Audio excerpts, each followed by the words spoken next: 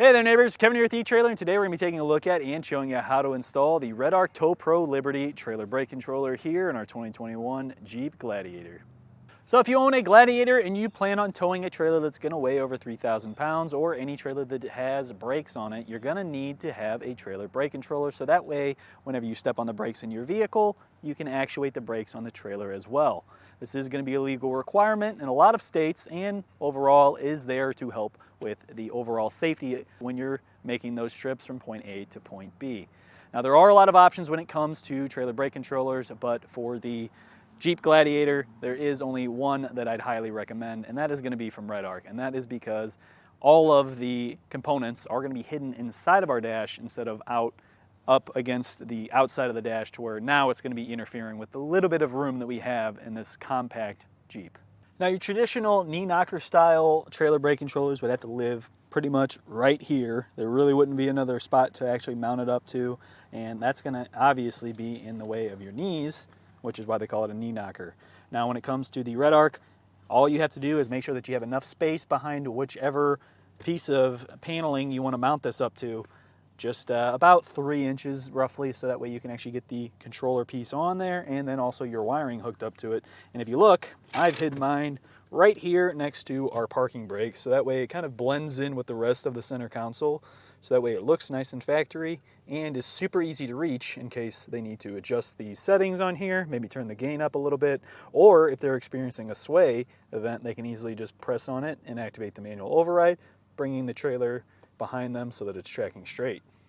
Now there are going to be 3 different versions of the Tow-Pro, and there's going to be the Liberty, which is the one we installed today with that red box. There's also going to be a Trail version and an Elite version. And the Elite and the Trail are pretty much the same thing. They're both going to have a little bit of a step up over the Liberty itself. Now the Liberty is going to be good for up to 2 axles, which is exactly what you should be towing with this trailer. It's a single, or with this vehicle. You really shouldn't be getting into any kind of triple axle action. That'd be where you're wanting to switch up to maybe the Elite, or if you're really wanting to kind of fine tune and dial in those brake settings whenever you are out on a trail or something like that, and you're kind of rock crawling, maybe something like that, and you want to keep that trailer behind you and really lock those brakes up to get that grip. That's where the Trail version of this would really come into play, so that way you can sit there and customize it to exactly what you need, whereas with this one, you just have that 0 to 10 gain setting, and that's really about it, aside from the manual override. So like I was saying, this dial is super simple to use. You're going to want to just probably start out at the 5, but if you look at it, we'll turn it all the way counterclockwise to get down to the 0. As we turn it clockwise, that's just going to keep raising that gain. You can see it goes in increments of 2, 4, 6, 8, all the way up to 10, with your odds being those little dashes in between. Like I said, I usually find myself right around 5 or 6, just depending on the weight I'm pulling, but obviously that's going to vary depending on what exactly you're doing. Aside from that, you'll just want to press in on it if you want to activate that manual override, and you can see it changes from a blue to a purple up to a dark red there, or deep red I should say. And honestly, that's about it. There really isn't much to this. Like I said, it's super easy to work. If there is any kind of issues with it, that light right there is going to blink different colors, and if you look inside your manual, it's going to have a whole diagram listed out with every single one of those patterns, so that way if you know, if you've seen one of those patterns, all you have to do is look at the manual and you'll know exactly what to go to fix that issue. So now that we've taken a look at our brake controller and gone over a few of the specifics along with it, why don't we go ahead and show you how we got it installed. Now I will say this one wasn't too terribly difficult, but it does take a little bit of knowledge, or experience I should say, with pulling up trim pieces. A lot of these feel like they're going to break on you as you're trying to pull them out, but it really just takes that experience of knowing exactly how much pressure to use and kind of pop it out. So if you feel like that might be a little bit above your expertise level, or maybe you just don't really feel comfortable at all doing any of this kind of wiring, definitely feel free to use our dealer locator, and you can find a shop near you to get it professionally installed. Now if you are wanting to do this yourself, stick around and we'll get through it in just a few seconds. So to begin our brake controller install, the first thing I like to do is really just kind of start looking around, figuring out where everything's going to mount up. First and foremost, your controller. So the actual knob that you're going to be using. That's the hardest thing in most of these cases, is where is this going to live? Because we have this part that's going to live behind the dash, so we can't have anything that sits behind that's going to interfere with this portion of it. But then at the same time, we need something that's going to be thin enough that we can actually drill through and have this mate up properly too. Now, there's not a lot of options, especially with where our neighbor's wanting it today, because they're wanting to have it towards the right side of the steering wheel here. So we're only allowed so much thickness through here. So just as an example, if I drilled a hole through this, I'd only have so much thickness for this to go through and then get the nut on from the outside of it. So my idea is to come in right here. Now the problem is I can't really tell how thick that is. I've felt in there. This whole strip right here is completely empty. There's plenty of space behind it, and I've seen a few other people do it right here as well, up top. So that's what I'd like to do, so that way it's more convenient to use. Other than that, we're kind of limited to maybe just kind of right in this area. But the first thing I did was just pop off that little trim panel. You can see there's 6 little push pins holding it in. So it just pulls straight out, and you should be able to pop it off. It will want to fight you just a little bit. Now, as far as the module, that's going to be this guy right here. That, I'm just going to shoot 2 self-tappers into the framing right here. That'll hold it up. I may have to kind of maneuver it a little bit just because we do also have to get our harness in, which is going to run down over here, because I've already looked down here, and our plug is up in that corner. It's just taped up. All right. So that plug down there is going to mate up with the connector that we have on this harness, since this is a plug-and-play fit. So like I was saying, I wanted to kind of just test fit this, maybe just shove our wire harness back in here and see if that's going to be an issue once we go to self-tapper it in place. It's going to be tight, but I think we can sneak just past it and get our other wire harness in here, which is going to be like an Ethernet cable. It's going to plug into this port right here and then run over to our control knob, which will also have a similar style port. All right, so originally I was talking about putting the dial over in this area, but I just wasn't really too happy with it. It's hard to kind of get this plastic out to actually check behind there and make sure that the thickness isn't too much to where then we're now having to try and pop it out, grind out the back enough to get it to actually fit right. So originally I was wanting to put it down right in here and didn't really want to have to take everything apart in the center console to get to it, but I think that's going to be our best option, and it's just going to look a lot better. So one thing I did was started out by just kind of prying up on this, but there are 4 screws that are actually holding it in place. So if you look on the front, there's some circles. You'll pop those little covers out. There'll be bolts both sides, driver and passenger. Then on the back, there's going to be some square ones. Same thing, just those same bolts. There are these guys right here. I popped all 4 of those out and popped it up. I honestly, now that I've gotten to this point, I probably didn't need to even do that.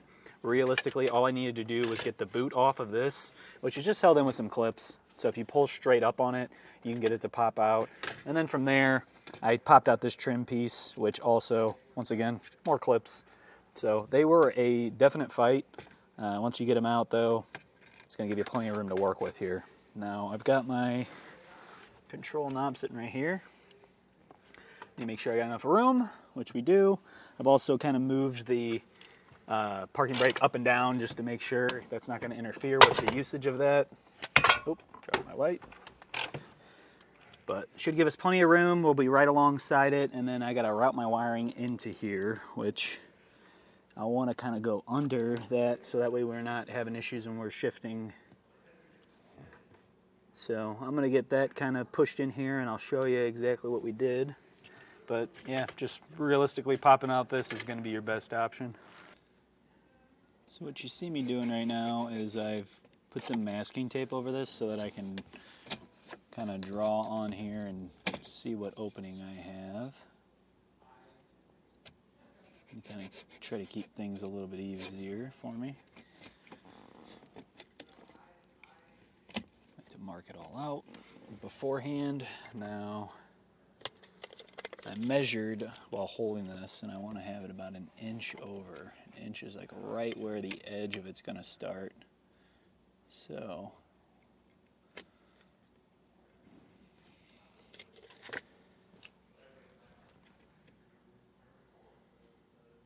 realistically, here's where grabbing that little circle is going to be the best bet. So I want that to be right at the edge.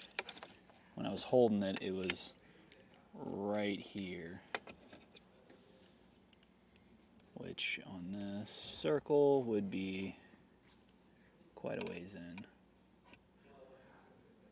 So I think our next best bet is to kind of gauge off of the center of this. So I mean, we're going in maybe 1/8 of an inch, maybe probably less than that.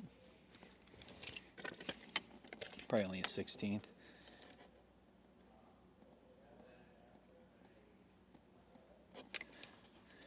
So I'm going to put that mark right about there. That's going to be our little circle for the light to come through. Let's pop this off, double check I'm not interfering with anything. It's close, but we should be good. Might need to drop it down just a bit, just because we do have a little bit more plastic here on the inside. A lot of this is really just fine work, making sure you got everything exactly where you need it. Now I'm going to take an 1/8 inch drill bit and I'm going to drill out the spot we marked for our light.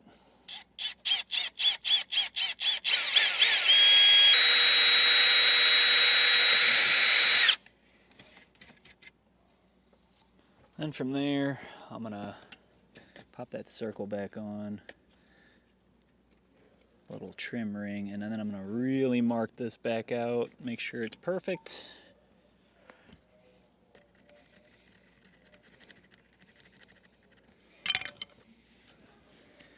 And we can also use our center punch.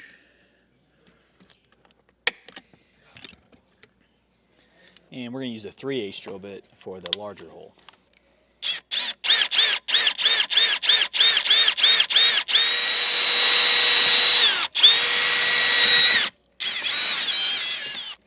All right, I'm going to grab the vacuum.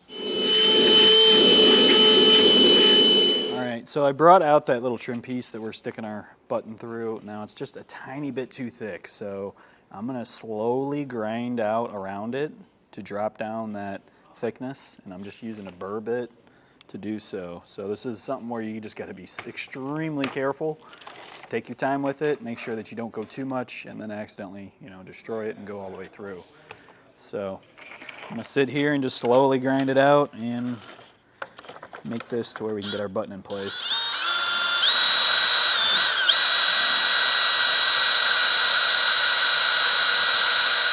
All right, so I've ground down quite a bit.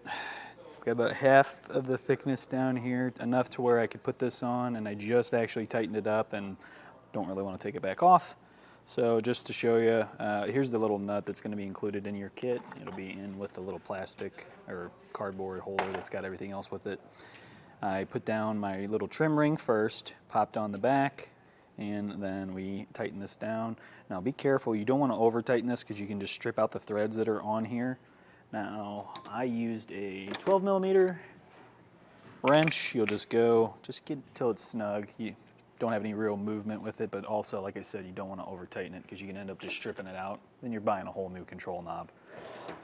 So now that I got that on there, it's time to route our wiring. So the Ethernet cable that we have running between our control knob up to where we're going to mount up our actual module at. And I'm going to sneak that all through, and then I'll show you how I got it done. Okie dokie, now we're at a point where I've routed this through. So I'm going under the lever for our shifter and running that down. There's carpet right here. I'm hiding it in the carpet so that way I can get a little bit lower. That way I'm not trying to pull up on this plastic here. We're going down under the little catch for our carpet, so that way that'll help hold it in place. Coming up into our dash.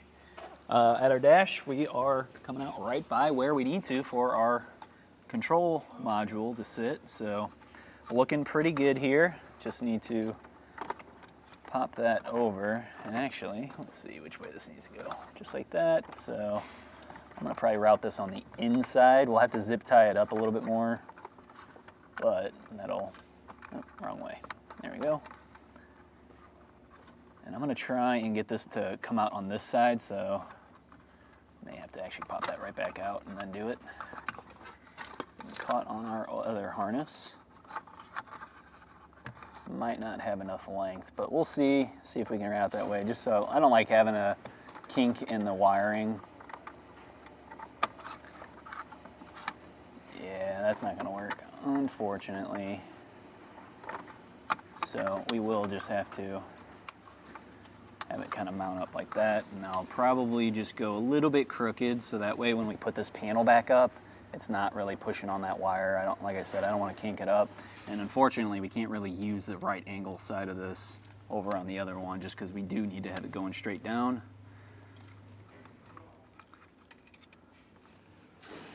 While that's there though, we might as well grab our self-tappers, which are not included in our kit.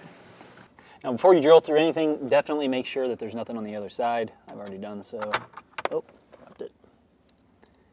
And then now we can start drilling through.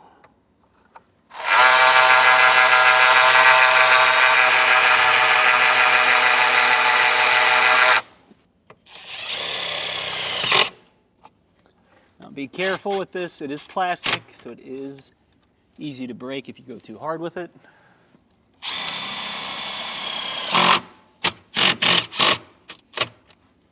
Nice and snug on there. We just have our wiring over here that we need to get plugged into. Now up here you'll see the little connector just taped on. Peel that tape off. And I also want to make sure I'm wrapping this up over anything. Okay, we're good. Excess we'll just zip tie up once we're done. Oh, we missed some tape.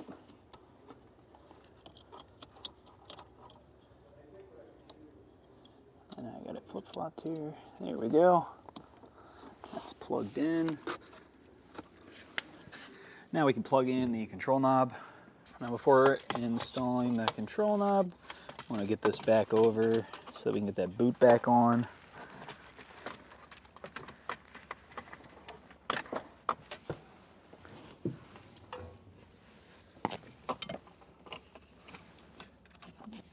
Pull that back.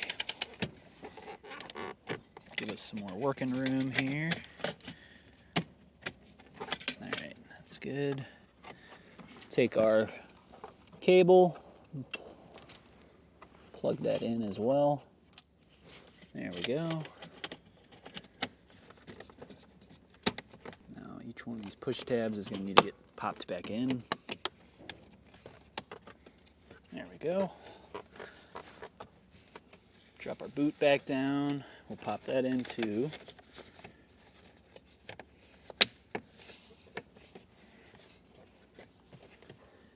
And then we can just turn the knob all the way to the right. There we go. As we get higher and higher on here, so say you're pushing in, once we're calibrated, that's going to show like a red. It's going to go from a lighter red to a really, really deep red once you get up to 10. But at this point, we can start just kind of putting everything back together. We got a lot of trim pieces here that have popped out just in exploration to make sure that you know, I could actually do what I wanted to do here. So I'm going to start popping each one of these pieces in, and then we'll actually go out, hook up to a trailer, and test it out and get it calibrated.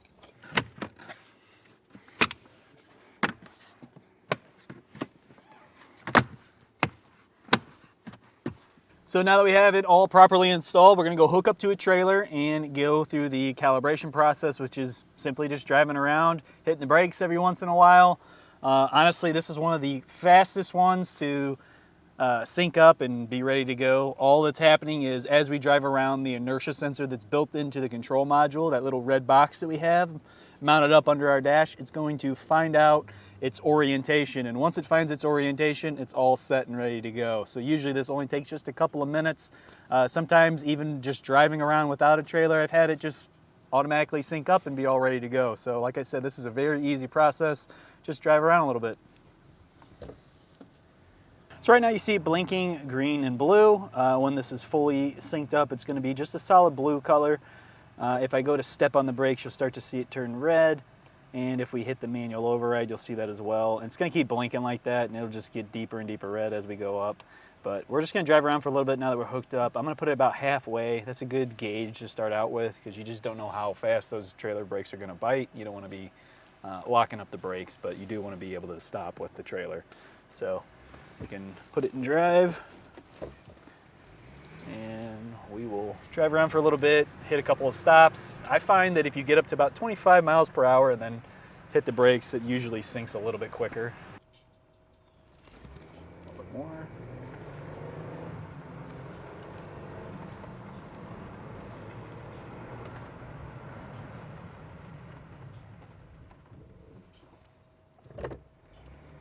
No, and that looks like it's it. Yep, that's it. All right, so it took us about 5 times of hitting the brakes for it to fully sink, but you see it's staying that solid color now, it's not blinking. Although it does have a timeout, so say you're sitting at a stoplight, you don't want that to just sit there and cook the brakes, so that's why it switched back to blue, even though I am still on the brakes with my foot here in the vehicle. So now that our brake controller is fully calibrated, all of our trim panel pieces are back in place, everything's good to go. That's going to do it for our look at and installation of the REDARC Tow-Pro Liberty Trailer Brake Controller here in our 2021 Jeep Gladiator. My name's Kevin, and if you still have some questions about what's going to be the right brake controller for your vehicle setup, please feel free to reach out to us via our Ask the Experts link, a comment on this video, or a phone call to our customer service department, and we'd be happy to help you out on your journey.